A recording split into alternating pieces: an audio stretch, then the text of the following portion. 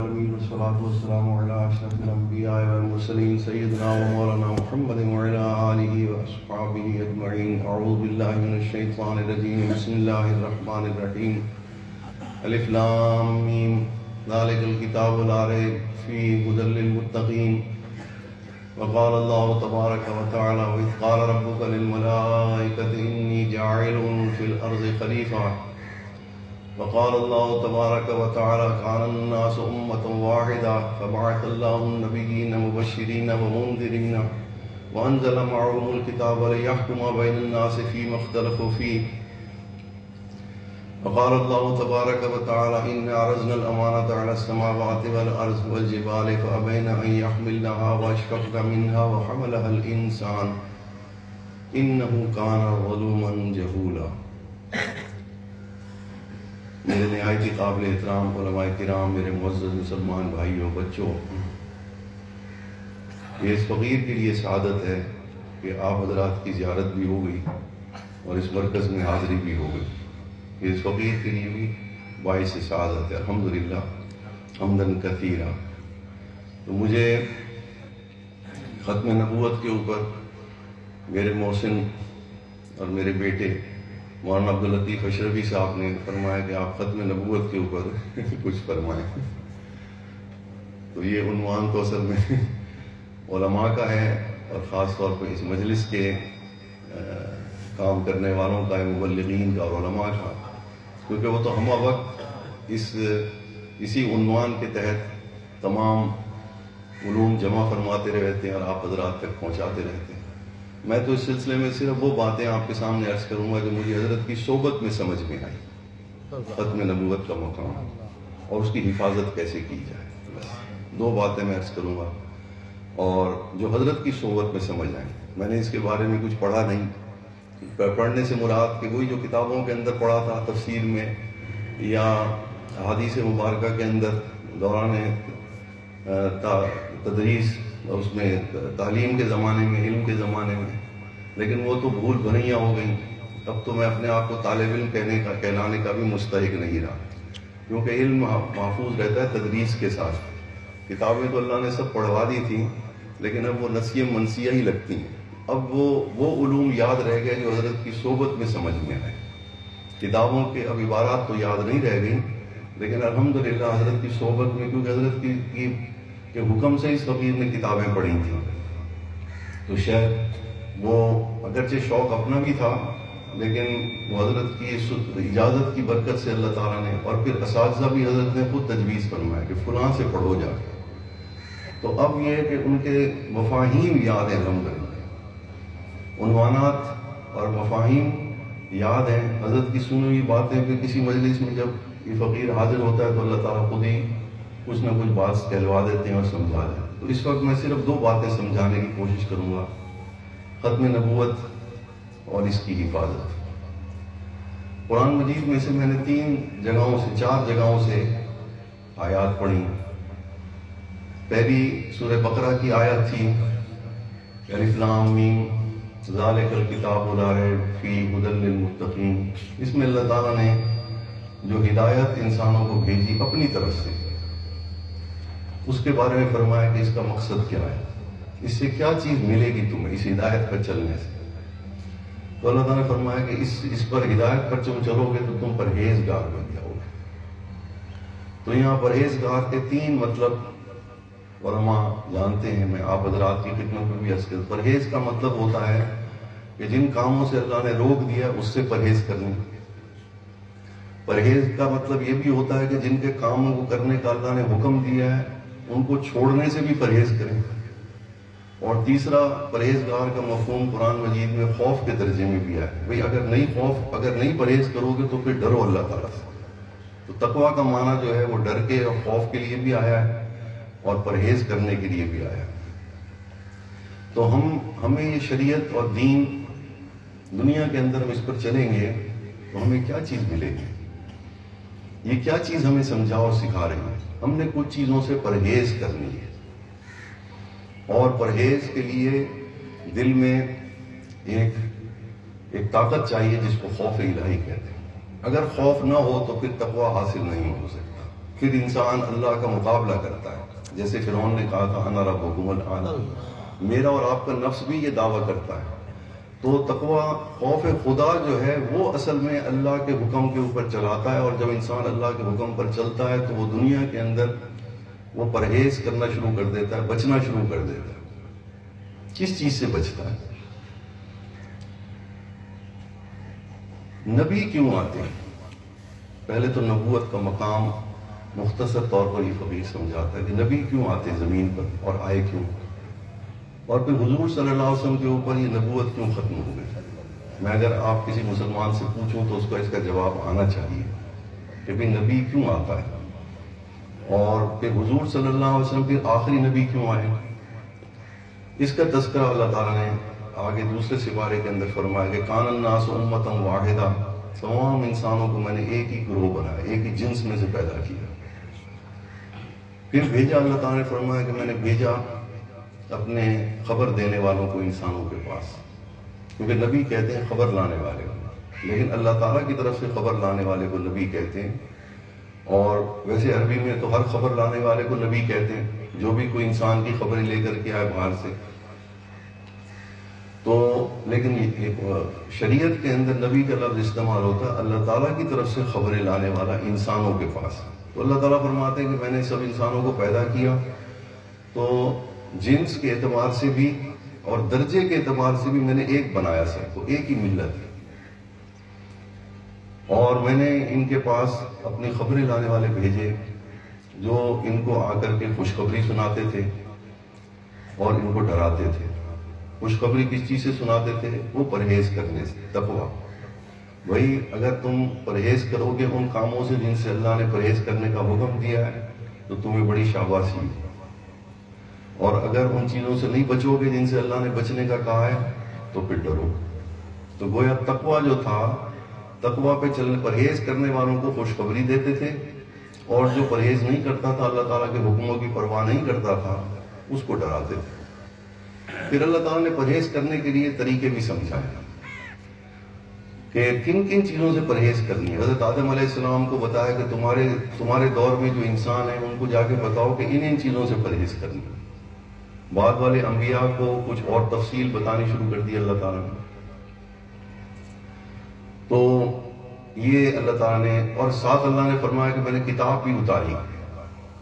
کچھ انبیاء کو میں نے پرہیزگاری کے لیے کچھ میں نے تحریری مواد بھی دیا، کتاب بھی دی، تاکہ وہ جب چلے جائیں تو پیچھے ان کی امت کے پاس وہ کتابیں موجود ہوں جن کو دیکھ کر کے وہ سبق یاد رکھیں اپنے انبیاء کا، کن کن چیزوں سے بچنا ہے، کن کن چیزوں سے پرہیز کرنی ہے.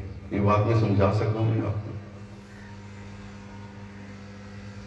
یہ اللہ تعالیٰ نے انبیاء خبریں لانے والوں کا مقصد بیان کیا، اور اسی آیت میں اللہ نے فرمایا کہ یہ اور وہ خبریں جو لاتے تھے لوگوں کے درمیان خود اپنے اندر بھی ان کے اندر نقصان سے بچنے والی مادہ اللہ تعالیٰ نے انسان کے اندر رکھا تھا جس کو شر کہتے ہیں.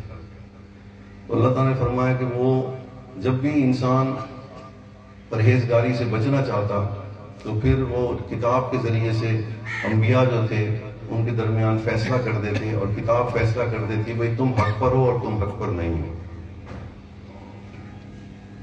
تیسرا، یہ سب باتیں اگر میں آپ کو سمجھا سکا تو اب سمجھیے کہ نبی کیوں آتے ہیں. اس کے لیے دو بڑے اجتماعات اللہ تعالیٰ نے ہمارے زمین پر اترنے سے پہلے دو بڑے بڑے اجتماعات کیے. اگر ہم نبی کا مقام سمجھ لیں، اپنا مقام سمجھ لیں، تو تقویٰ بھی سمجھ میں آ جائے گا اور دنیا میں آنے کا مقصد بھی سمجھ میں آ جائے گا. دو بڑے اجتماعات تو 2-3 ہوئے تھے قرآن مجید میں ان کا تذکرہ، لیکن اس وقت اس عنوان کے تحت دو بڑے اجتماعات ہیں. ایک تو یہ کہ زمین پر بھیجنے سے پہلے حضرت آدم علیہ السلام کی پیدائش کے وقت ایک اجتماع ہوا جس میں اللہ تعالیٰ نے میری اور آپ کی زمین پر بھیجنے کی ڈیوٹی ہمیں سمجھائی، اور فرمایا کہ میں ایک نئی مخلوق پیدا کر رہا ہوں، فرشتوں سے فرمایا، اور یہ مخلوق جو ہے یہ میرا نائب ہوگی، زمین پر میری طرف سے یہ خلیفہ ہوگا. فرشتوں نے اعتراض کیا کیونکہ فرشتے پہلے جنات کو دیکھ چکے تھے، جنات بھی اللہ نے پیدا کر کے زمین پر بھیجے تھے، تو جنات نے بڑا فساد مچایا تھا. تو فرشتوں نے اور جنات جو تھے وہ صرف آگ سے پیدا کیے گئے تھے، بغیر دھوئیں کی آگ سے، اور مجھے اور آپ کو تو اللہ نے پوری کائنات کے اجزاء سے پیدا کیا.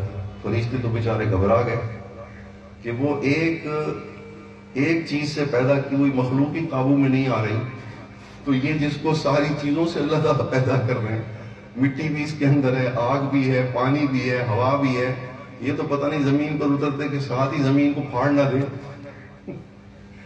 تو انہوں نے اپنے بھول پن کی وجہ سے اشکال پیدا کیا کہ یا اللہ یہ تو پھر زمین میں وہی کام کرے گا تو جنات نے کیا تھا، فساد برپا کرے گا اور ایک دوسرے کا خون بہائے گا.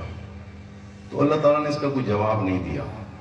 جواب اس لیے نہیں دیا کہ اللہ تعالیٰ اس کا، کیونکہ فرشتوں کی توجہ لفظ پہ نہیں گئی، خلیفہ کے لفظ پہ نہیں گئی، ان کی جن سے انسانیت کے اوپر ان کی توجہ گئی.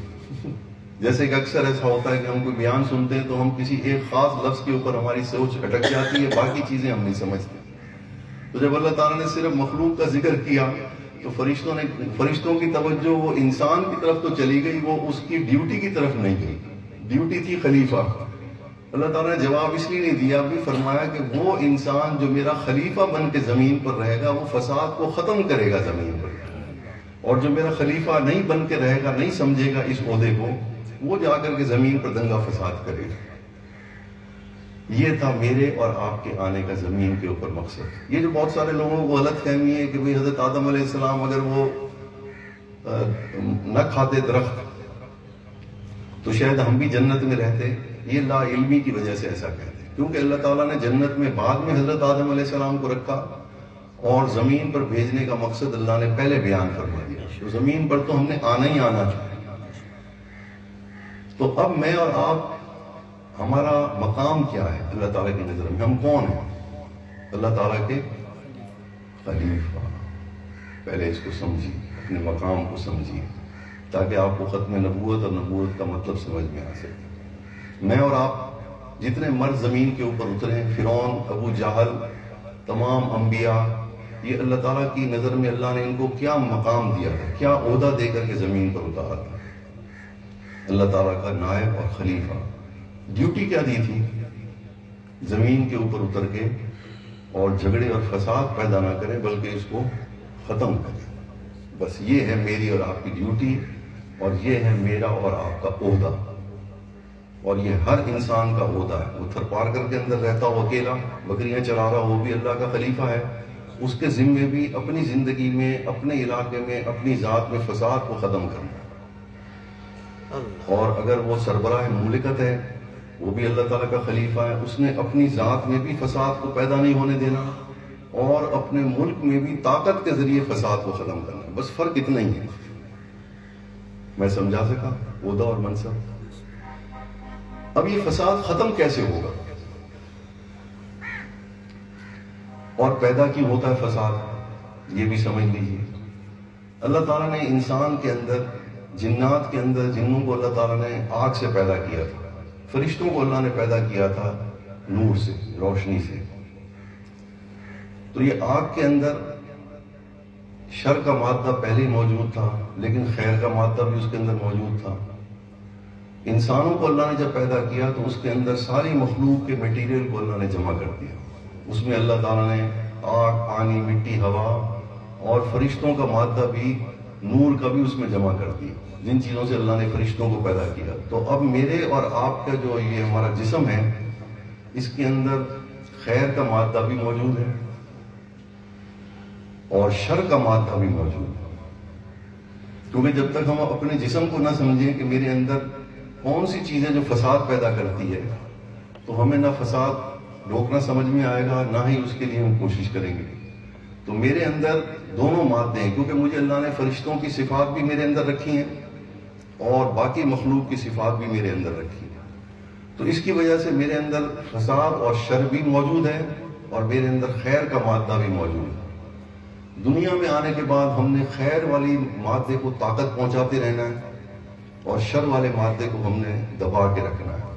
اس کو تزکیہ کہتے ہیں. اللہ والے یہی تربیت کرتے ہیں کہ ہر انسان کو خلیفہ بنانے کی اس مقام کا مطلب سمجھا کے اور اس کو اس کی تربیت کرتے ہیں کہ بھئی تمہارے اندر جو شر ہے وہ حضور صلی اللہ علیہ وسلم نے اس کی تربیت کا طریقہ امت کو دیا ہے، اس کو تزکیہ کہتے ہیں۔ تزکیے سے تمہارے اندر جو شر والا مادہ ہے وہ دبے گا اور اس سے فساد نہیں پیدا کرو گے تم، اور جو تمہارا خیر والا معاملہ ہے اس کی وجہ سے تم زمین کے اندر ہمیشہ پرامن رہو گے، دوسروں کو بھی پرامن رکھو گے، کیونکہ فساد کی ضد امن ہے۔ کتنا شر ہے میرے اور آپ کے اندر، پہلے اس کو سمجھ لیں۔ ایک موحد، اللہ تعالیٰ کو وحدہ لا شریک جاننے والا مسلمان اور مومن، کتنا شر ہے ہمارے اندر۔ وہ شر یہ ہے کہ میرا نفس صبح سے لے کے شام تک کئی مرتبہ اللہ تعالیٰ کا مقابلہ کرتا ہے، باوجود موحد ہونے کے اور مومن ہونے۔ اذان ہوئی، ایک مسلمان نے اذان سنی اور نماز پڑھنے نہیں گیا، اس نے اپنے آپ کو اس نے اپنے آپ کو اکبر سمجھا، کہا دوسروں کی نظروں میں ثابت کیا، یا اللہ کو اس نے اکبر سمجھا؟ یہ شر ہے کہ نہیں؟ تو ہمیں اللہ والوں کی صحبت اور تربیت کی ضرورت ہے کہ نہیں؟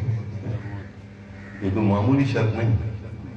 تو میرا نفس ہمیشہ اللہ تعالیٰ کا ایسے مقابلہ کرتا ہے، میں جب جھوٹ بولنے لگتا ہوں، میں جب غیبت کرنے لگتا ہوں، میں جب بدنظری کرنے لگتا ہوں، اور میں جانتا ہوں کہ یہ اللہ نے منع کیا اس کام سے، یہ بھی جانتا ہوں، لیکن جب میں اس کام کو کر رہا ہوتا ہوں، جس وقت کر رہا ہوتا ہوں، اس وقت میں اپنے آپ کو اکبر سمجھتا ہوں یا اللہ کو اکبر سمجھتا ہوں؟ یہ شر ہے کہ نہیں؟ تو اللہ تعالیٰ نے اب اس شر کو دبانا ہے۔ جب یہ شر دبے گا تو پھر میرے اندر سے جو میری خیر ہے وہی صرف ظاہر ہوگی، میں خود بھی پرامن رہوں گا اور دوسروں کو بھی فساد سے بچاؤں گا۔ اب نبی کیوں آئے زمین کے اوپر؟ اس سے پہلے دوسرا اجتماع سمجھ لیں، پھر انشاءاللہ نبوت کا مقام بھی سمجھ میں آ جائے گا، اور انشاءاللہ ختم نبوت کا مقام بھی سمجھ میں آ جائے گا۔ اللہ تعالیٰ نے زمین پر بھیجنے سے پہلے ایک اجتماع کیا جس میں اللہ نے فرمایا اِنَّا عَرَضْنَا الْأَمَانَةَ عَلَى السَّمَاوَاتِ وَالْأَرْضِ وَالْجِبَالِ، کہ میں ایک بڑی امانت ہے میرے پاس، میں وہ کسی مخلوق کو دینا چاہتا ہوں۔ کون سی مخلوق؟ اس میں پوری کائنات مفسرین نے لکھا ہے جمع تھی، جو کچھ اللہ نے اس وقت تک پیدا کیا تھا ساری مخلوق اس وقت اس اجتماع میں جمع تھی۔ تو اللہ نے پوچھا کہ میں ایک امانت دینا چاہتا ہوں، کون سی مخلوق ہے جو میری طرف سے امانت کو لے مجھ سے اور باقی مخلوق کو ادا کرے؟ تو وہ مفسرین نے لکھا ہے کہ اس ساری مخلوق نے سب نے انکار کر دیا، پہاڑوں نے بھی، آسمانوں نے بھی، زمین نے بھی کہا کہ بھئی ہم تو یہ امانت نہیں لے سکتے، اور جب ہم اس کو اٹھا ہی نہیں سکتے تو ہم ادا کیسے کریں گے؟ میں نے اور آپ نے اقرار کیا کہ میں وہ امانت آپ سے لوں گا اور ادا کروں گا، جس کو آپ کہیں گے میں وہ آپ کی امانت اس کو پہنچا دوں گا۔ یہ میں نے بھی اقرار کیا تھا، آپ نے بھی کیا تھا، ہمارے پہلے والوں نے بھی کیا تھا، بعد والے آنے انسان، کیونکہ سب انسان اس میں جمع تھے۔ اب ہم اس اقرار سے یہ عہد ہم اللہ تعالیٰ سے کر کے زمین پر اترے۔ وہ امانت کیا تھی؟ خالق کا حق زمین پر جا کر کیسے ادا کرنا ہے، اور اللہ کی مخلوق کے کیا کیا حقوق ہیں وہ ہم نے کیسے ادا کرنا ہے۔ امانت کس چیز کا نام تھا؟ حقوق کا نام تھا۔ کس کس کے حقوق؟ خالق کا میرے اوپر کیا حق ہے وہ میں نے زمین پر آ کر کے وہ ادا کرنا ہے، اور اللہ کی مخلوق کا میرے ذمہ کیا حق ہے وہ میں نے ادا کرنا ہے۔ اب فساد ختم کیسے ہوگا؟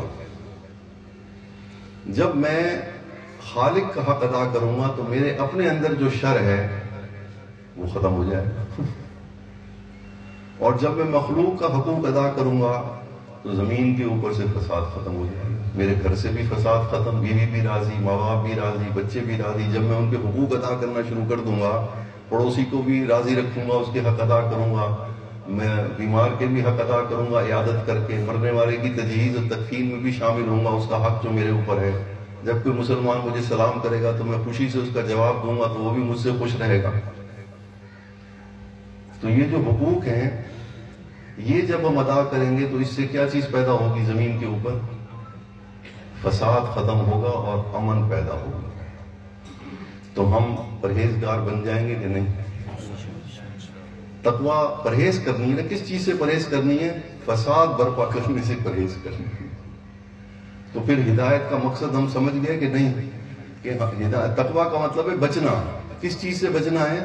فساد سے بچنا ہے. ہمارے اندر جو فساد ہے اس کو اس سے بھی بچنا ہے, اس کی بھی کوشش کرنی ہے کہ وہ نہ پیدا ہو. اللہ سے میرا نفس مقابلہ نہ کرے, اس فساد کو بھی ختم کرنا ہے اپنے اندر. وہ فساد ختم ہوگا عبادات سے, ذکر سے, نماز سے, تلاوت سے, روزے سے, قتال فی سبیل اللہ سے. وہ میرے اندر جو فساد ہے, جو اللہ تعالیٰ کا مقابلہ کر رہا ہے بار بار, وہ فساد تو ختم ہوگا عبادات سے. اور میرے گھر میں, میرے محلے میں, میرے شہر میں اور زمین پر فساد کیسے ختم ہوگا؟ جو مخلوق کے حقوق ہیں وہ ان کو ادا کرنے سے. یہ ہے پورے دین اور شریعت کا خلاصہ. لیکن ہمیں معلوم ہی نہیں تھا کہ وہ حقوق ہیں کیا, ہمیں تو معلوم نہیں تھا. تو اللہ تعالیٰ نے اس کے لیے جو خاص بندے ہماری جنس میں سے بھیجے, وہ کون سی خبریں لے کر کے آئے؟ امانت کی خبریں, وہ حقوق جس کا ہم نے وعدہ کیا تھا کہ ہم حقوق ادا کریں گے, ہم امانت اٹھاتے ہیں. تو نبی میرے اور آپ کے پاس کیا لے کر کے آئے؟ امانتوں کا علم, حقوق کا علم لے کر کے آئے نبی. اللہ تعالیٰ کا میرے اوپر کیا حق ہے, اپنے وقت کے پیغمبر کا میرے اوپر کیا حق ہے, اور جن لوگوں کے ساتھ میں رہ رہا ہوں ان کا میرے اوپر کیا حق ہے. یہ سلسلہ چلتا رہا حضرت عیسیٰ علیہ السلام. لیکن ساری مخلوق کے حقوق اللہ تعالیٰ نے حضرت عیسیٰ علیہ السلام تک سارے انبیاء کو نہیں دیے, بہت تھوڑے حقوق دیے. خالق کا حق تو اللہ تعالیٰ نے سارے انبیاء کو سمجھایا, بھئی انسانوں کو بتاؤ میرا یہ حق ہے, وہ ادا کریں. لیکن باقی مخلوقات کے حقوق اللہ تعالیٰ نے دیگر انبیاء کو نہیں سمجھایا, ان کو وہ خبریں نہیں دی سارے حقوق کی. حالانکہ اجتماع تو ہوا تھا, امانتیں کس کس کو سپرد کرنی تھی؟ ساری مخلوق کو. لیکن اللہ تعالیٰ نے وہ امانتوں کا علم جو تھا وہ حضرت عیسیٰ علیہ السلام تک بہت تھوڑا تھوڑا دیا کہ جا کے انسانوں کو دے دو. کیونکہ اس وقت کے جو انسان تھے ان کی رہائش, مفسرین نے لکھا ہے کہ تھوڑے علاقے میں رہتے تھے, زیادہ آمد و رفت نہیں تھی, میل جول نہیں تھا, قومیں ایک ہی جگہ پہ رہتی تھیں. تو وہاں پر جو ان کے فساد سے بچانے کے لیے جتنے حقوق ان کو آپس میں جوڑنے کے لیے کافی تھے, بس اتنے امانتوں کا ان کو حقوق کا علم انبیاء نے دیا. مثال کے طور پر حضرت عیسیٰ علیہ السلام کے زمانے میں اب بیوی کے بھی ہمیں حقوق سمجھائے کہ نہیں ہماری شریعت نے, کہ بھئی بیوی سے جھگڑا ختم کرنا ہے, فساد ختم کرنا ہے, تو خاوند کیسے فساد ختم کرے؟ یہ ہمارے پاس اس کا علم ہے کہ نہیں ہے؟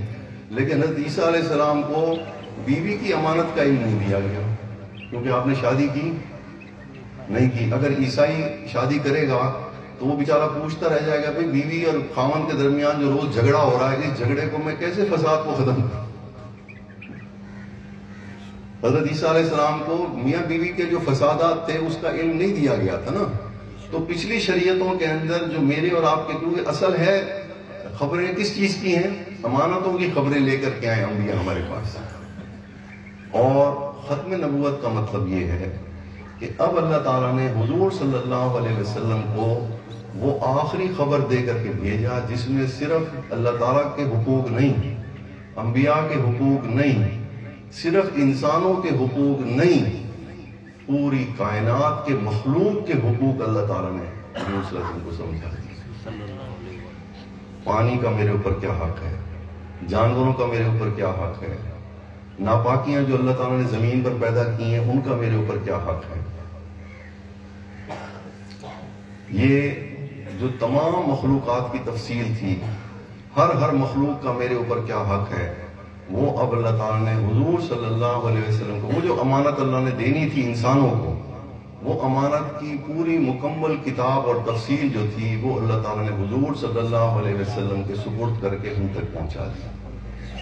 اب جب امانتوں کے کوئی اللہ تعالیٰ کے ذخیرے میں اب کسی مخلوق کی امانت رہ ہی نہیں گئی تھی, تو کسی اور خبر لانے والے کی ضرورت رہی خود ہی نہیں رہی. پہلے سمجھے کہ پہلے نبوت کا مقام سمجھے کہ نبی خبریں کون سی خبریں لے کے آتے ہیں, پھر ختم نبوت کا مقام سمجھ میں آئے گا نا. بھائی ختم نبوت کا مطلب ہے کہ وہ جو اللہ کے خزانے میں جو اللہ نے اجتماع کیا تھا قرآن شریف میں, اس کا ہمیں سمجھایا کہ وہ اجتماع تھا, میں نے امانتیں دینی تھیں, تم نے اٹھائی تھیں.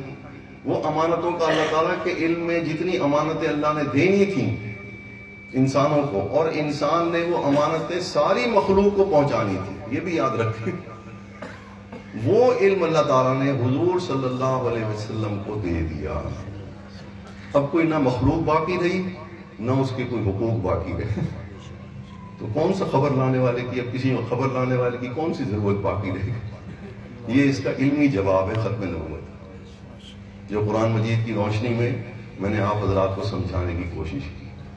بات سمجھا سکا میں آپ کو کہ نبی کی ضرورت اس لیے نہیں ہے کہ حضور صلی اللہ علیہ وسلم کو وہ جو اجتماع ہوا تھا، اس اجتماع کی جو آخری اللہ کے علم میں جو مخلوق کو امانت اللہ نے دینی تھی، وہ ساری کی ساری اللہ تعالیٰ نے حضور صلی اللہ علیہ وسلم کو مکمل طور پہ دے دی، اور اب اس وجہ سے کسی اور خبر لانے والے کی ضرورت نہیں ہے کہ اب کوئی ایسی مخلوق کائنات میں رہ نہیں گئی جس کا حق اور امانت اللہ تعالیٰ نے حضور صلی اللہ علیہ وسلم کے ذریعے انسانیت کو نہ پہنچا دیا ہو۔ اس کو کہتے ہیں ختم نبوت۔ خبریں ختم ہو گئی اللہ کے ذخیرے میں، اب ہم تک پہنچانے والی، اور خبریں کس چیز کی تھیں؟ امانتوں کی۔ امانت کس کو کہتے ہیں؟ حقوق۔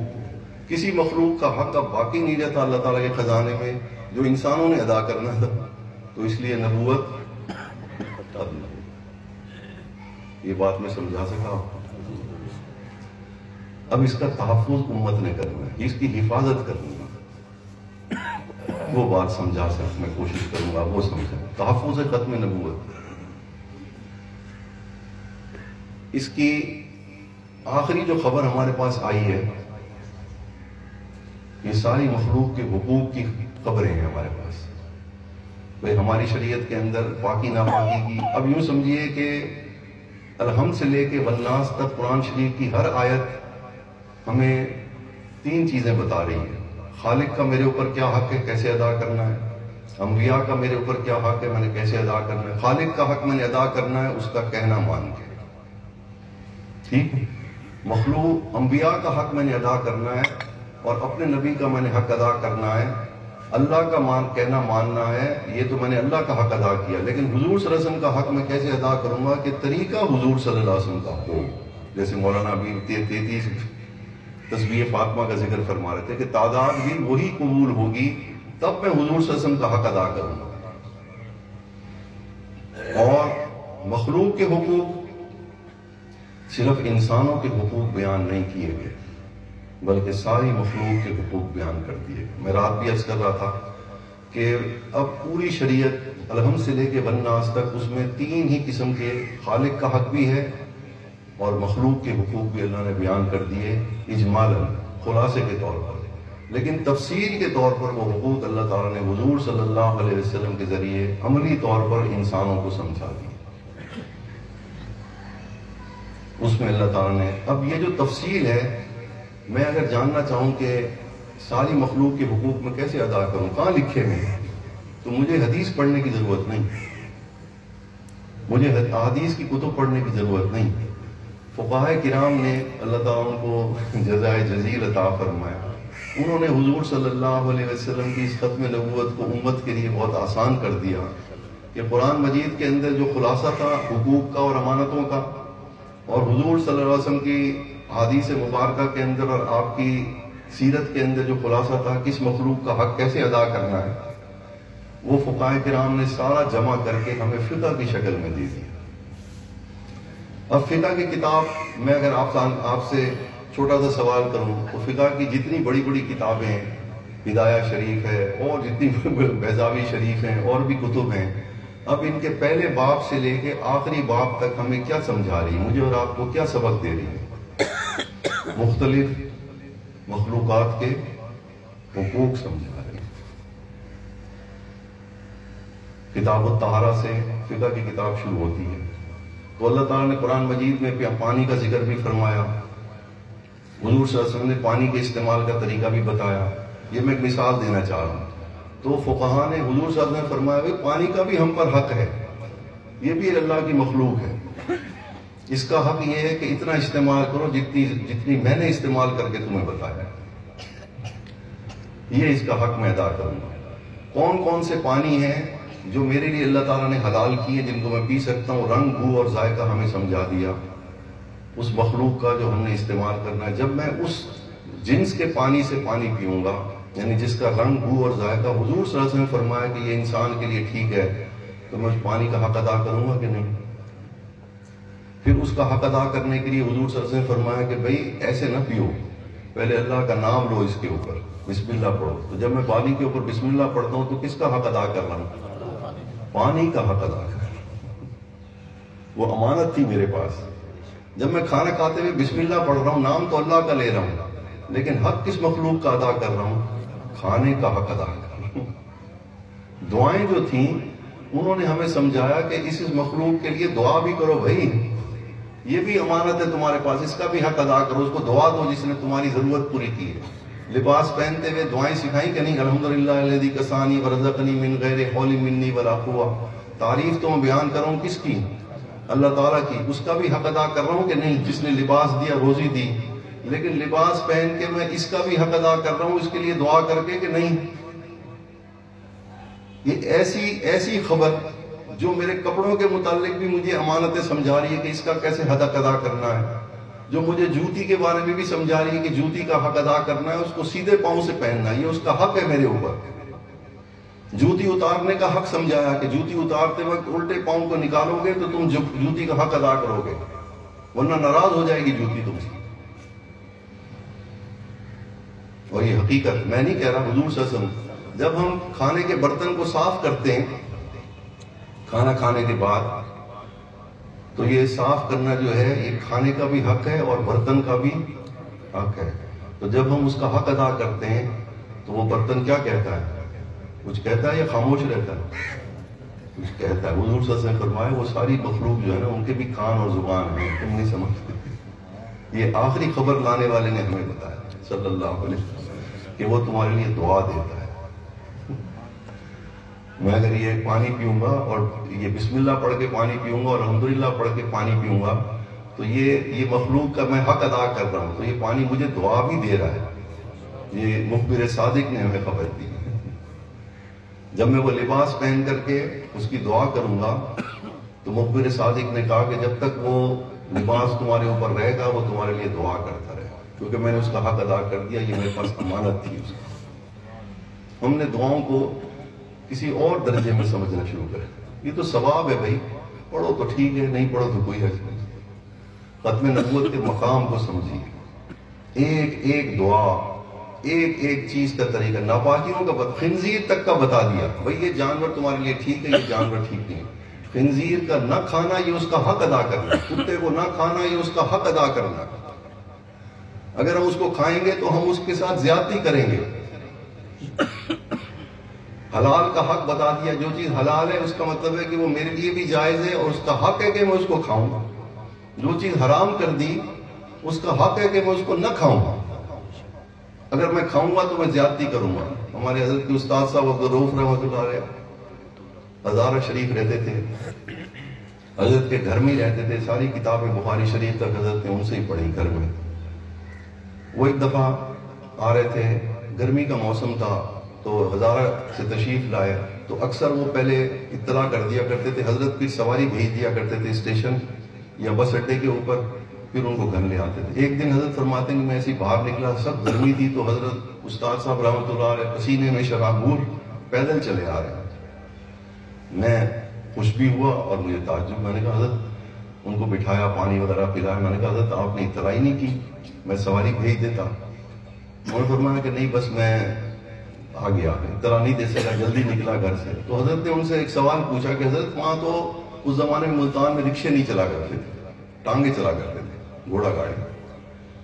تو حضرت نے ان سے عرض کی کہ حضرت آپ ٹانگا کر لیتے، پیسے تو میں نہیں دینے تھے، آپ کو بھی پتا تھا۔ فرمایا ہاں مجھے پتا تھا کہ آپ نے پیسے دینے، لیکن مجھے جانور کا حق یاد آ گیا۔ گھوڑے کے اوپر، گھوڑے کی پیٹھ کے اوپر وزن دینا یہ اس کا حق ہے، اور ٹانگے کے اندر وہ ٹانگا سینے سے کھینچتا ہے یا پیٹھ سے کھینچتا ہے، تو یہ اس کے ساتھ ظلم ہو۔ فرمایا میں تو ایسی سواری میں نہیں بیٹھ سکتا جس جانور کے اوپر اس کا مالک ظلم کرتا ہو۔ بیل جو ہے اس کے سینے میں اللہ نے طاقت رکھی، کس نے سمجھائی، یہ خبریں کس نے دی ہمیں؟ جس نے گھوڑے، گدھے، خنزیر، کتے، پیشاب، پخانہ، ہر چیز کے حقوق بتا دیے ہمیں کتاب النجاسہ کے اندر، کتاب الطہارہ کے اندر۔ کوئی مخلوق رہ گئی باقی بھائی؟ یہ ہے ختم نبوت. آخری خبر کے اندر آخری خبر اتنی مکمل ہے، کوئی مخلوق باقی رہ نہیں گئی جس کا حق ہمیں نہ سمجھایا گیا اور ہم نے ادا نہ کرنا. فرمایا بیل جو ہے اللہ نے اس کے سینے میں طاقت رکھی ہے، لیکن ہم ہل چلاتے ہیں اس کے گردن کے اوپر وزن دے کے، اور کتنی زیادتی کرتے ہیں اس جانور کے ساتھ. بیل گاڑی کے اندر وزن کہاں اٹھاتا ہے؟ بیل گردن کے اوپر. حالانکہ اللہ نے بیل کے سینے میں طاقت رکھی ہے کہ وہ کھینچے، اور گھوڑے کی پیٹھ پہ طاقت رکھی ہے وزن اٹھانے کی. جس آخری خبر میں اتنی تفصیل ہو، ہمارے خواجہ سراج الدین رحمۃ اللہ علیہ، ہمارے سلسلے کے ایک بزرگ ہیں حضرت خواجہ سراج الدین رحمۃ اللہ علیہ. آواز آ رہی ہے پیچھے والوں کو؟ وہ فرماتے ہیں کہ میں ایک دفعہ وہاں پہاڑی علاقے میں رہتے تھے، تو وہاں رفع حاجت کے لیے تشریف لے گئے. اس زمانے میں لیٹرین وغیرہ دیہاتوں میں جیسے ہوتا ہے، تو وہاں بیٹھے ہوئے تھے. تو فرماتے ہیں کہ ایک گھاس کا تنکا لگا ہوا تھا، تو میں نے وہ گھاس کا تنکا اکھیڑ لیا ایسی بغیر کسی وجہ کے. بعد میں مجھے خیال آیا کہ یہ اللہ کی مخلوق اللہ کے ذکر میں مشغول تھی، میں نے تو اس کا حق تلف کر دیا. یہ کس نے سمجھایا ہمیں؟ یہ اتنی باریک خبریں، اتنی مکمل خبریں کس نے دی ہمیں؟ اب ضرورت ہے کہ مخلوق باقی رہ گئی ہے. درخت تنکے تک تو باقی رہ گئے، درخت کے نیچے پیشاب کرنے کا کس نے منع کیا؟ کوئی تفصیل مخلوق کی باقی رہ گئی ہو جس کے لیے کسی اور نبی کی ضرورت ہے؟ ختم نبوت کے لفظ کو سمجھیں. خبر کوئی باقی نہیں رہ گئی، کسی مخلوق کے متعلق کوئی خبر باقی نہیں رہ گئی. اس کا حقوق، اس کا حق ہمیں سمجھا دیا گیا ہے، اور یہ حق ہمارے پاس امانت ہے جو میں نے ادا کرنا ہے. اور اس امانت کے اندر ہم نے دوسرے کا رویہ نہیں دیکھنا. بیوی روزانہ آپ سے لڑتی رہے، آپ نے اس کا نان نفقہ ویسے ہی خوشی سے ادا کرنا ہے جیسے نکاح والے دن کیا. ہاں گزارا نہیں ہوتا طلاق دے دیں، جب تک نکاح میں رکھیں گے وہ آپ کے اخلاق کی گواہ ہے. ہم اس کے، کوئی مخلوق ہمیں حقوق نہ دے، ہم اس کا حق نہیں روک سکتے. ماں باپ اگر ہمارے ساتھ زیادتی کر رہے ہیں، روزانہ گالی دے رہے ہیں، ملنے نہیں دے رہے بلا وجہ، تو ہم ان کی خدمت نہیں روک سکتے جو ہمارے ذمہ، کیونکہ ان کا یہ حق ہے میرے اوپر. ان کے رویے کو ہم نے نہیں دیکھ رہے. یہ ہے، یہ تزکیے سے یہ بات سمجھ میں آتی ہے کہ ہم نے ہمارا شر ابھرے گا جب مخلوق ہمارے ساتھ زیادتی کرے گی، تو تزکیے کے بعد ہم نے اپنا شر اللہ والوں کی صحبت میں اتنا دبا دینا ہے کہ اس کو وہ شر یاد ہی نہ رہے، اس کو ہر حال میں امانتیں ادا کرنے کی فکر اس کے اوپر سوار رہنے لگ جائے. تو پھر وہ زمین کے اوپر چلتا پھرتا اللہ کا کیا ہوگا؟ خلیفہ. فرشتوں پہ بھی اللہ تعالیٰ خوش ہو رہے ہوں گے، دیکھو بھائی اس لیے میں نے اتارا تھا، تم اعتراض کر رہے تھے اس کے اوپر، دیکھو کہ کتنا فائدہ پہنچا رہا ہے میری مخلوق کو. اب ہے آخری بات، اس آخری خبر کی حفاظت کیسے کی جائے، جس کو تحفظ کہتے ہیں. امت یہ بات بھول گئی، یہ بات اب امت بھول گئی. ملیشیا سے لے کے الجزائر تک ہم حضور صلی اللہ علیہ وسلم کی ذات کا تو تحفظ کر رہے ہیں یقیناً، اس میں کوئی شک نہیں. اور خاتمہ ایمان کے اوپر اسی آپ، یعنی ختم نبوت کی حفاظت کا کیا مطلب ہے کہ امت اگر یہ سمجھے کہ آپ کے بعد اب کسی اور خبر لانے والے کی ضرورت نہیں رہی، اگر یہی سمجھتی رہے، اس کو کہتے ہیں ذات کا تحفظ. ایسا ہے کہ نہیں بھائی؟ میں آپ کی ذات کا تحفظ کر رہا ہوں کہ آپ کی ذات کو میں آخری سمجھتا ہوں خبر لانے والوں کے اعتبار سے. اسی آپ کی ذات کو آخری خبر لانے والا، اور آپ کے بعد کسی کی ضرورت ہی نہیں رہ گئی کسی خبر کی جو کوئی آئے، اسی کے اوپر بخشش ہو جائے گی. یہ تو تحفظ ختم نبوت کا وہ مطلب ہے جس میں تقریباً ساری امت شریک. لیکن اس کے تحفظ کی حفاظت کے لیے ایک اور فتنہ امت کے اندر کھڑا ہو گیا جو قادیانیت کا سبب بھی بنا تھا. قادیانی نے جس ہتھیار کو استعمال کیا حضور صلی اللہ علیہ وسلم کی نبوت کو شک میں ڈالنے کے لیے، اس نے شک ہی ڈالا نا. اس نے یہ تو نہیں کہا کہ آپ آخری نبی نہیں ہیں، اس نے کہا آپ آخری نبی ہیں. یہ تو وہ بھی مانتا تھا، ہم بھی مانتے ہیں. لیکن اس نے آپ کے آخری نبی ہونے خبروں کے بارے میں شک ڈال دیا اس نے. یہ شک تو میرے اور آپ کے اندر بھی موجود ہے، یاد رکھیں. اس کو سمجھیے، اس فکر میں آپ کو 2-3 مثالیں دے کے سمجھاتا ہوں. یہ ختم نبوت کی حفاظت، اس کے لیے کون سی چیز کی حفاظت ضروری ہے؟ آپ کی خبروں کی. ایسا ہے کہ نہیں؟ اگر آپ کی خبر کو میں سچا سمجھتا ہوں تو میں آپ کی نبوت کی بھی، خبروں، آپ کی ذات کی بھی حفاظت کر رہا ہوں کہ نہیں؟ اگر بالفرض میرے ذہن میں حضور صلی اللہ علیہ وسلم کی خبریں مشکوک ہو جائیں، میں پتہ نہیں یہ خبر ٹھیک ہے کہ نہیں ہے، یہ تو میں سمجھوں کہ اور کوئی نبی نہیں آئے گا، یہ بھی سمجھتا رہوں، لیکن میں کہوں کہ پتہ نہیں آپ کی یہ خبر جو ہے آج کے لحاظ سے پریکٹیکل ہے کہ نہیں ہے، آج کے لحاظ سے، تو پھر آپ کی آخری خبر میں شک پڑ گیا کہ نہیں پڑ گیا آپ کی شخصیت میں. یہ پوری امت اس فتنے میں مبتلا ہے. کیسے ہوئی وہ سمجھ لیں. مسلمانوں نے 200 سال پہلے دنیا کی تعلیم کو دین کی تعلیم کے برابر اور الگ سمجھ کے پڑھنا شروع کر دی. 1857 کے بعد انگریز نے صرف قادیانیت کا فتنہ کھڑا نہیں کیا، پوری امت کو عقیدہ ختم نبوت کے دلدل کے اندر دھکیل دیا انگریز نے، اور ہم ہیں اس دلدل کے اندر. اس نے اپنا نظام تعلیم، اپنی سوچ، اپنی فکر دی. یہ کتابیں جو ہم پڑھتے ہیں یہ میرے عقل کی ریسرچ ہے یا کافر کے عقل کی ریسرچ ہے؟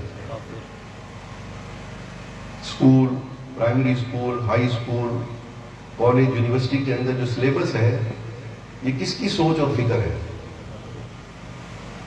کس کی ہے بھائی؟ ابھی تک ہے کہ نہیں ہے؟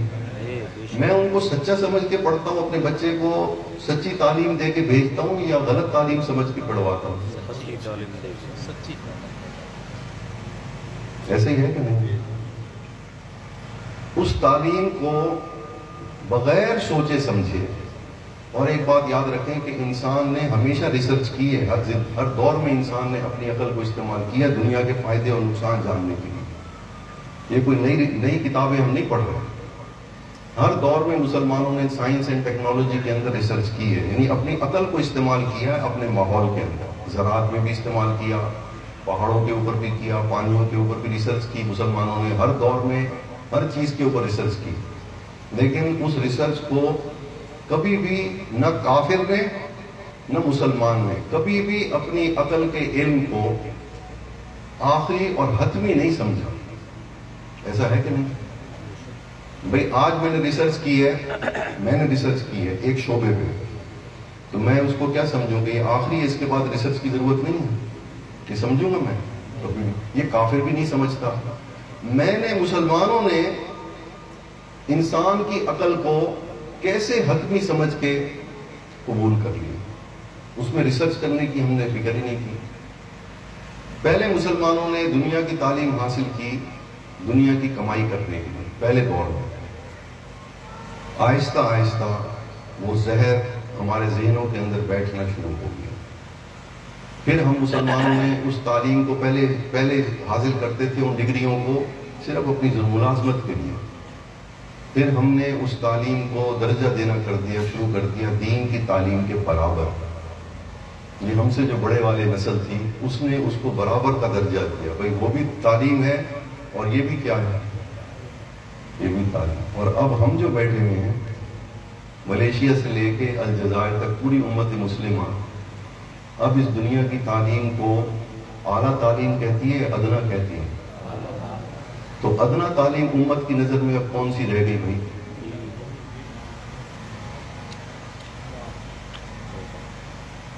رہ گئی کہ نہیں رہ گئی؟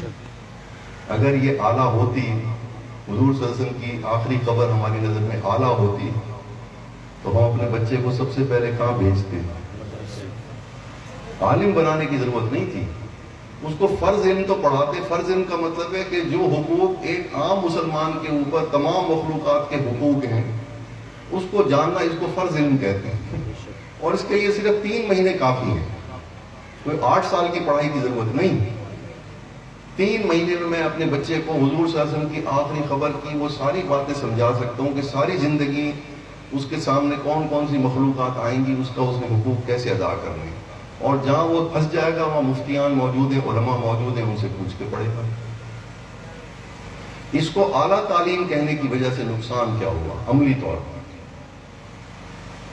کہ دنیا دار پڑھا لکھے، اس مجمع کے اندر دنیا دار پڑھے لکھے مسلمان بھی بیٹھے ہیں ماشاءاللہ، علماء بھی بیٹھے ہیں، تو دین کی محبت کرنے والے دنیا دار مسلمان لیکن دنیاوی تعلیم یافتہ، کیا اسی مجمع میں بیٹھے ہوئے جو علماء ہیں ان کو اپنے جتنا پڑھا لکھا سمجھتے ہیں؟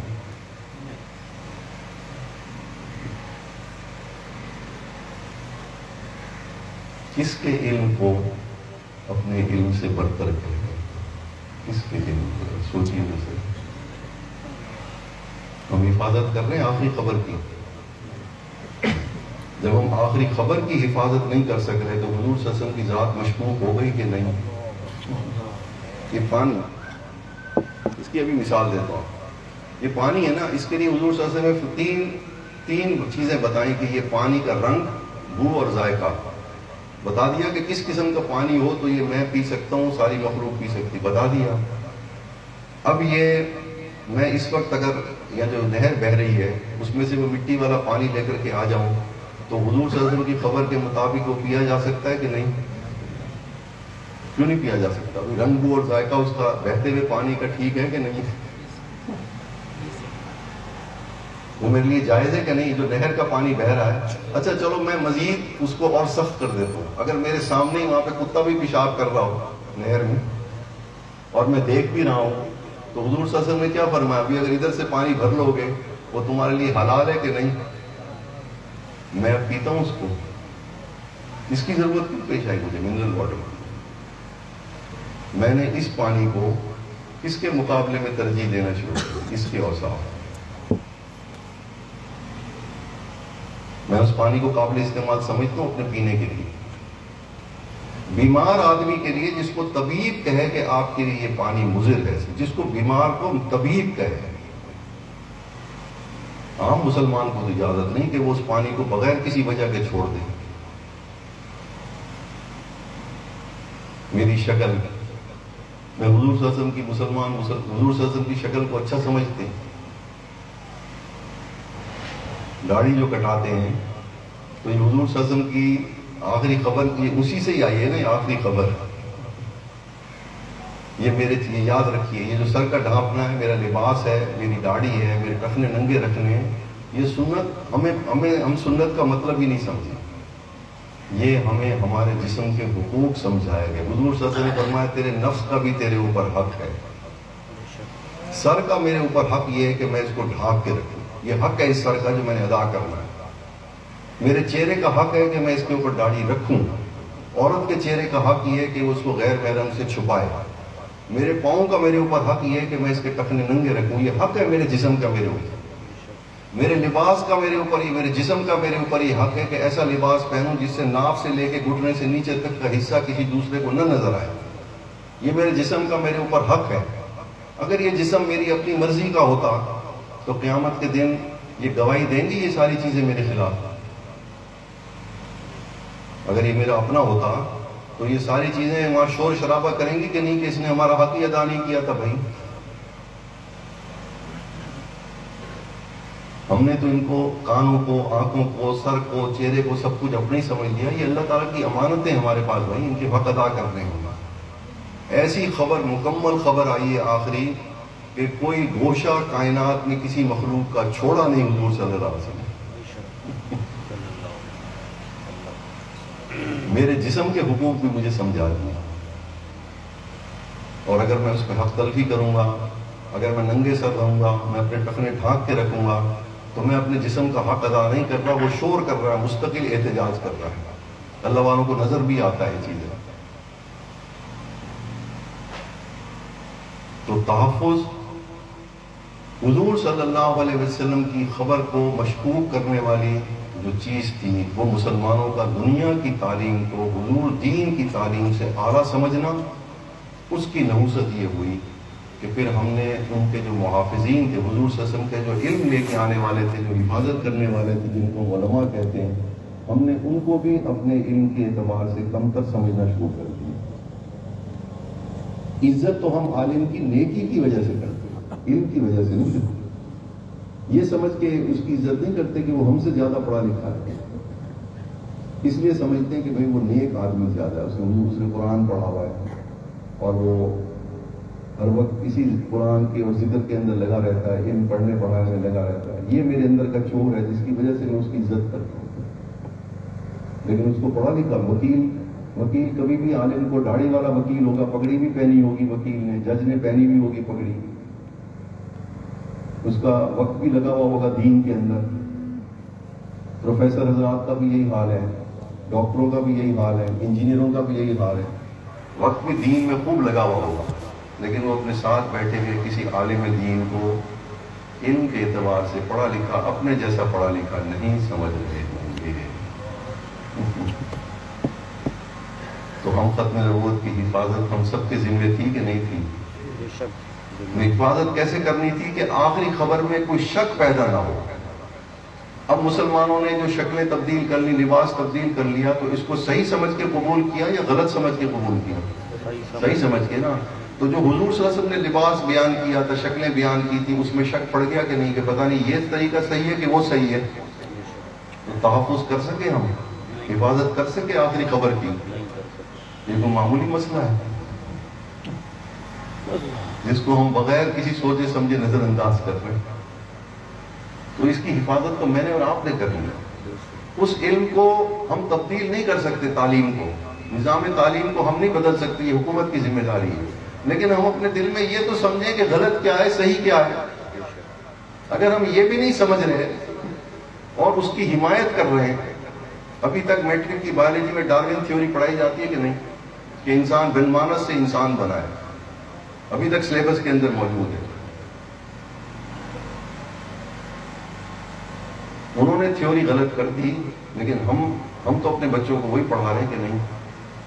شک پڑ گیا کہ نہیں کہ ہم انسان سے انسان بنے یا بن مانس سے بنے؟ بچہ جب یہ پڑھ کے آئے گا بایولوجی کا آخری چیپٹر، تو اس کو شک پڑ گیا کہ نہیں کہ بھئی ہم بن مانس سے انسان بنے کہ حضرت آدم علیہ السلام سے بنے؟ تو آخری خبر میں شک پڑ گیا کہ نہیں؟ قادیانیت یہیں سے پھوٹی تھی، اسی علم کی وجہ سے، دنیا کے علم کی وجہ سے۔ وہ ذرا آگے نکل گیا، اس نے خود اپنے آپ کو ہی نبی کہنا شروع کر دیا۔ فرق صرف اتنا یہ تھا، ہم حضور صلی اللہ علیہ وسلم کی خبر کی حفاظت کرنے کے اندر ہم اس میں بھی شک کے اندر پڑ گئے۔ تو تحفظ ختم نبوت کا مطلب ہے کہ سمجھے، پہلے فتنے کو سمجھیں جو حضور صلی اللہ علیہ وسلم کی خبر میں کی اندر شک ڈالنے کا سبب بن گئی۔ اس کو جب تک ہم غلط نہیں سمجھیں گے اپنے ذہن میں، جب تک اس کو ہم فطرہ نہیں سمجھ، اس کو ضرورت کے درجے میں تو پڑھیں، لیکن غلط سمجھ کے پڑھیں نا، صحیح سمجھ کے کیوں پڑھ رہے ہیں؟ میں اس کی مثال دیا کرتا ہوں کہ بھائی کیونکہ ہم تعلیم حاصل کرنی ہے، اپنے بچوں کو بھی پڑھانا ہے۔ میں یہ نہیں کہہ رہا کہ اسکول بھیجنا چھوڑ دیں، میں یہ کہہ رہا ہوں کہ اس ڈگری کو پڑھ کے ہم نے آخر کیا انجام کیا، کیوں پڑھا رہے ہیں بچوں کو؟ ملازمت کے لیے نا، کہ ملازمت ملے گی۔ تو اگر میں یہ سمجھ کے اپنے بچوں کو پڑھاؤں کہ بھائی میں آپ کو یہ اسکول کالج یونیورسٹی اس لیے بھیج رہا ہوں کہ یہ وقت کی ضرورت ہے، اس کے بغیر ملازمت نہیں ملے گی، لیکن یہ میں آپ کو تعلیم کے لیے نہیں بھیج رہا۔ علم تو ہمارے پاس اور ہے، علم تو اللہ تعالیٰ کی طرف سے جو آتا ہے اس کو علم کہتے ہیں۔ یہ میں آپ کو کاغذ کا ایک پرزہ دلوانے کے لیے بھیج رہا ہوں، پیسہ خرچ کر رہا ہوں آپ کے، اس کاغذ کے پرزے کو کہتے ہیں ڈگری۔ وہ ڈگری، کاغذ کا پرزہ آپ کو آگے آپ کی معاشی زندگی کو آسان کر دے گا، بس اس سے اس کا عقیدہ بھی بچ جائے گا ختم نبوت کا۔ ہم نے نظام تعلیم کو تبدیل کرنا، یہ ہماری ذمہ داری بھی نہیں ہے، یہ حکومت کی ذمہ داری ہے۔ لیکن ہم اپنے دور میں جو حضور صلی اللہ علیہ وسلم کی نبوت ہے اس کے حفاظت کے لیے یہ تو دیکھیں ارد گرد کے کون کون سی چیزیں اس کو نقصان پہنچا رہی ہیں، یہ تو دیکھیں، مسلمانوں کو باخبر تو کریں، کم از کم وہ اپنے ذہن کو تو صاف کر لیں۔ وہی ملازمت کرتے رہیں، وہی سب کچھ کرتے رہیں، لیکن ان کا ذہن تو صاف ہو کہ بھئی ہاں یہ چیز غلط ہے۔ جہاں جہاں انسان کے عقل کا علم میں یہ تو نہیں کہہ رہا کہ ساری باتیں اس میں غلط لکھی ہوئی ہیں، یہ تو میں نہیں کہہ رہا، لیکن صحیح کے ساتھ جو غلط چیز ہے اس نے ہماری صحیح حق کو بھی غلط مشکوک کر دیا کہ نہیں کر دیا. تو اس کو جب تک ہم کلی طور پر اس علم کو صرف ضرورت کے درجے میں حاصل کریں اور اس کو علم اور روشنی نہ کہیں، کیونکہ روشنی جو اللہ اور اللہ کے، میرا بچہ یونیورسٹی سے پڑھ کے اللہ اور اللہ کے رسول کے قریب ہو جاتا ہے یا دور ہو جاتا ہے؟ دور ہو جاتا ہے. پھر اس کو روشنی کہنا چاہیے، ہمیں علم کہنا چاہیے. یہ وہ علمی اصطلاحات ہے، معمولی بات نہیں حضرت، اس کو سمجھیے. اللہ تعالیٰ مجھے بھی اور آپ کو بھی یہ باتیں جو اس فقیر نے عرض کی یہ سب حضرت کی صحبت میں سمجھی بھی میں نے آپ تک پہنچا دی. اللہ تعالیٰ میرے ایمان کو بھی محفوظ فرما لے، آپ کے ایمان کو بھی. وآخر دعوانا الحمدللہ. چند منٹ کے لیے مراقب علی اشرف الانبیاء والمرسلین سیدنا و مولانا محمد وعلی آلہ واصحابہ اجمعین. اللہم یا رب بجاہ نبیک المصطفیٰ ورسولک المرتضی طاہر قلوبنا. اللهم طاهر قلوبنا من كل قصد يباعدنا عن مشاهدتك ومحبتك، وامتنا على السنة والجماعة والشوق إلى لقائك يا ذا الجلال والإكرام. یا اللہ یہ سارا مجمع حضور نبی کریم صلی اللہ علیہ وسلم کی محبت کی وجہ سے تشریف لائے ہو. ہم سب کو اس موت سے پہلے اپنی اور حضور صلی اللہ علیہ وسلم کامل محبت عطا فرما، اور اس محبت کے نتیجے میں جس فکر اور سوچ اور جن اعمال کی ضرورت ہے وہ بھی ہمارے وجود میں داخل کر، اور جو کمی رہ جائے اس کو وہاں اپنے فضل سے پورا فرما دے.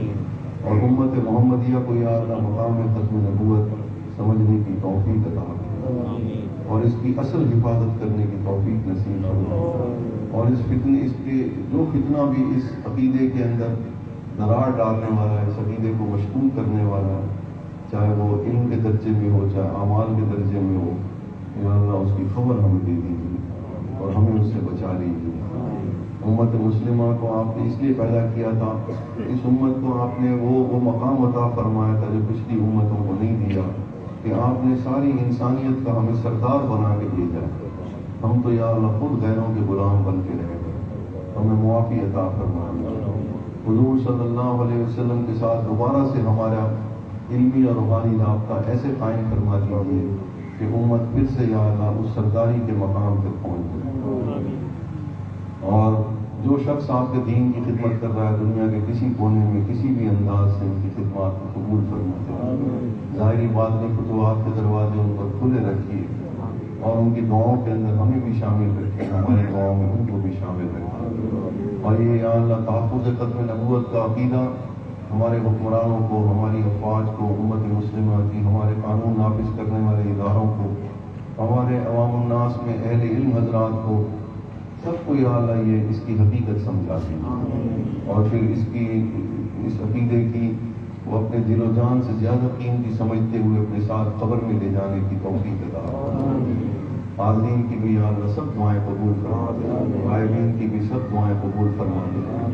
جن لوگوں نے ہمیں دعاؤں کے لیے کہا ہے، جو توقع رکھتے ہیں، جو دعاؤں کے لیے کہنا چاہتے تھے نہ کہہ سکے، سب کے حق میں ہماری ساری دعائیں قبول فرما دے.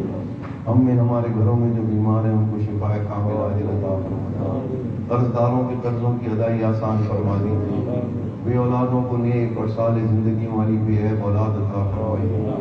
جن کے گھروں میں جوان بیٹے بیٹیاں رشتوں کے منتظر ہیں ان کو جلد اپنے گھروں میں آباد فرمائیے. وہ بچیاں جن کو طلاق ہو گئی، جو بیوہ ہو گئی جوانی کی عمر میں، ان کے گھر کے مردوں کو ان کے دوسرے نکاح کی فکر عطا فرمائیے. جن کی اولاد بگڑ گئی ہے اس کو ہدایت عطا فرمائیے.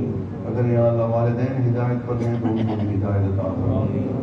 یا اللہ جن کے گھروں میں خاندانوں میں آپس میں اختلافات اور جھگڑے پیدا ہوتے ہیں ان کے دلوں میں الفت ڈال دیجیے، ان کو ان کے دوسرے کے حقوق سمجھ کے ان کو خوشی کے ساتھ ادا کرنے کی توفیق عطا فرمائیے. اللہم لا تفرق جمعنا هذا الا بذنب مغفور وسعی مشکور وتجارت لن تبور. یا عزیز یا غفور یا عالم ما فی الصدور. سبحان ربک رب العزت عما یصفون وسلام علی المرسلین والحمد للہ رب العالمین. وصلی اللہ تعالی علی خیر خلقہ سیدنا محمد وعلی آلہ وصحبہ. ایک مسئلہ فقیر نے پہلے بھی عرض کیا کہ ہم